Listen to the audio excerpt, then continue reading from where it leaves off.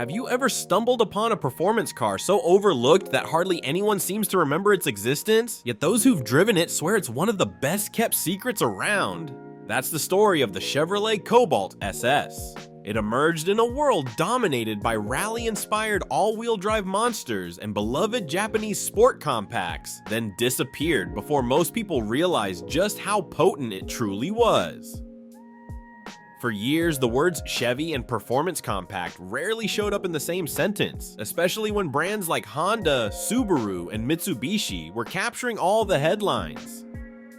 But the Cobalt SS didn't just challenge those big names, it sometimes left them trailing behind. Its tale is packed with surprises, controversies, and near-mythical feats on both the street and the track, all wrapped up in an unassuming body that never got the credit it deserved. And the real kicker, this underdog still lurks around used car lots and enthusiast forums, waiting to shock new owners who think they're just getting another budget-friendly runabout. Yet beneath that ordinary Cobalt shell lies a hidden gem, a real force to be reckoned with when it's unleashed. So how did a compact car with humble beginnings become an unexpected star performer?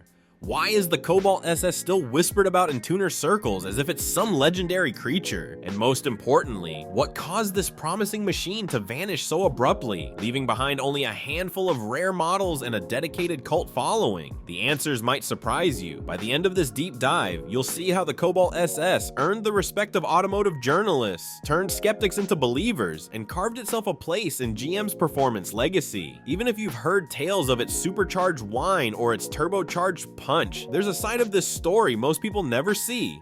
One marked by behind-the-scenes tension, missed opportunities, and a level of aftermarket potential that continues to astonish.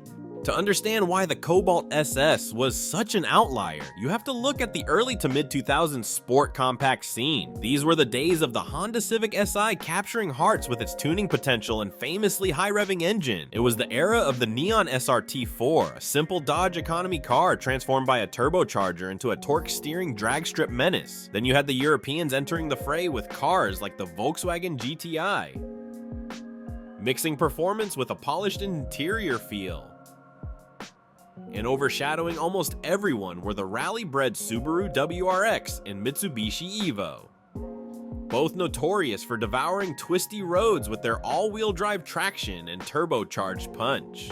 That booming segment placed General Motors in a tough spot. GM's small car reputation was, to put it politely, not stellar. In the eyes of many enthusiasts, GM knew how to build muscle cars and heavy-duty trucks, but a thrilling compact. Most people laughed at the idea. GM had to show it could hang with the best. They needed something that matched the power of an SRT4, the everyday fun of a Civic Si, and the refinement of a GTI, all without blowing up the company's already stretched budget. The result was the Chevy Cobalt SS, born on GM's Delta platform and assembled in Lordstown, Ohio. From the start, it was billed as more than just a Cobalt with a bigger spoiler and some shiny wheels. That SS badge, short for Super Sport, carried weight. In decades past, it graced legends like the Chevrolet SS and Camaro SS. For GM to slap those two letters on its newest compact was a statement of intent. We're aiming to create something that'll genuinely surprise you. But it wasn't just the competition that threatened the Cobalt's success. GM was grappling with internal struggles, financial hiccups, and even rumors of cost-cutting decisions that would eventually lead to broader controversies. During the development phase, corners had to be trimmed anywhere possible. Designers knew that too much extravagance would blow up the price tag, hurting the car's competitiveness in a market where every penny counted, yet the engineers forging the SS model pushed hard to ensure it got at least a few high-performance goodies. That push and pull resulted in a car that had real muscle under the hood, but less than stellar interior materials and design. For many customers, it was an acceptable compromise. After all, the magic happened on the road, not in the cabin. Still, these internal battles would later tie into larger controversies that cast a shadow over the Cobalt nameplate.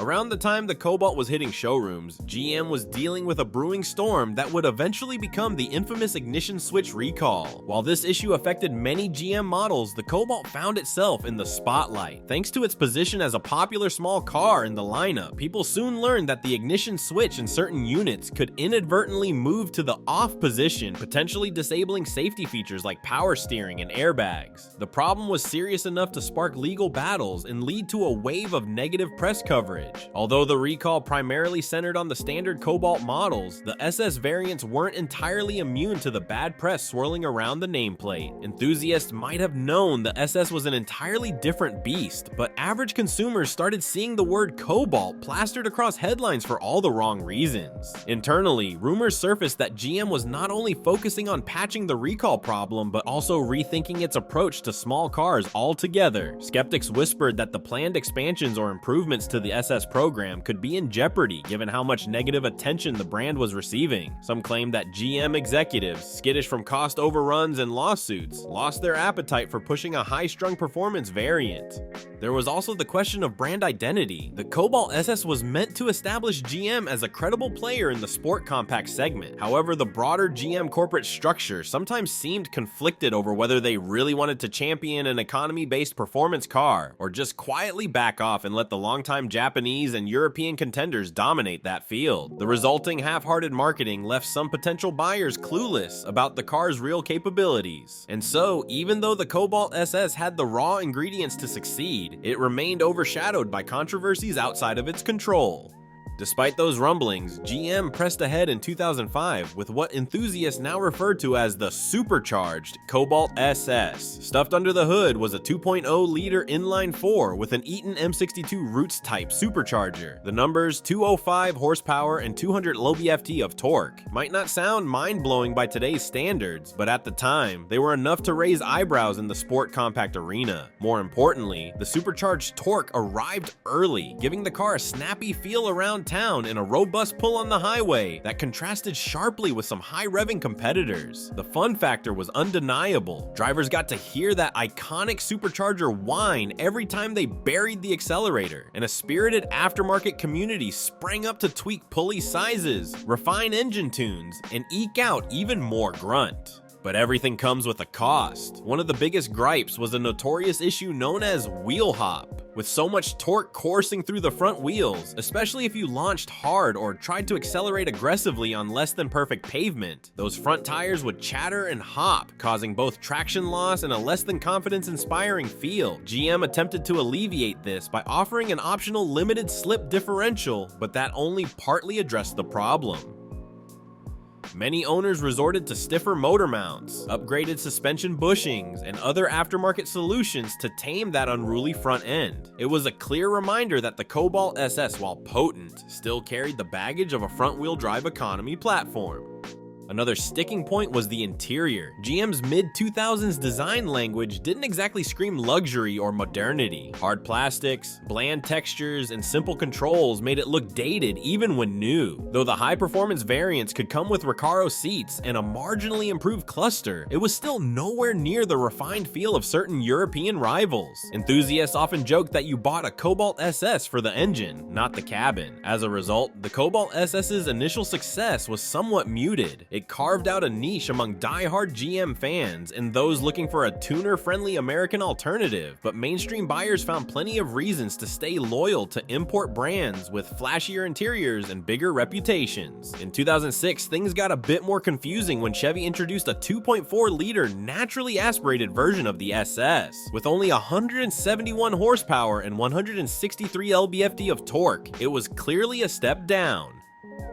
Although it bore the SS badge, performance enthusiasts saw it as an imposter. The naturally aspirated setup lacked the sheer punch of the supercharged model, and critics argued it didn't deserve to wear the same emblem. Before long, GM realized the misstep and renamed this version the Cobalt Sport, quietly dropping the SS moniker. By that point, however, some damage had been done, and the SS brand risked being diluted by confusion and uneven marketing messages. By 2008, GM seemed determined to set the record straight. Enter the turbocharged Cobalt SS. This time, engineers replaced the supercharger with a 2.0-liter turbocharged and direct-injected engine dubbed the LNF Ecotech. Suddenly, the numbers jumped to an impressive 260 horsepower and an equal 260 lb-ft of torque. Right out of the box, it was capable of sprinting from 0 to 60 in around 0.5 seconds, making it faster than many V6-powered coupes and even some older Mustang GTs. Beyond that, Chevy added noteworthy features such as launch control, holding the revs at a sweet spot for optimal off-the-line acceleration, and a no-lift shift function that let drivers keep the accelerator pressed during gear changes, preserving boost pressure for seamless power delivery. This was the version that finally made critics, and even some skeptics, take notice. Automotive journalists who had previously mocked the idea of a performance-oriented Cobalt began to sing its praises. They marveled at how well it balanced raw power with everyday usability. It also helped that GM had learned from the earlier iterations' flaws, working to tame wheel hop and offering sharper suspension tuning. Brake upgrades improved stopping power, and the optional LSD was still there for those who wanted extra traction and spirited driving. Compared to the supercharged model, the turbocharged SS felt more refined, more composed, and more complete.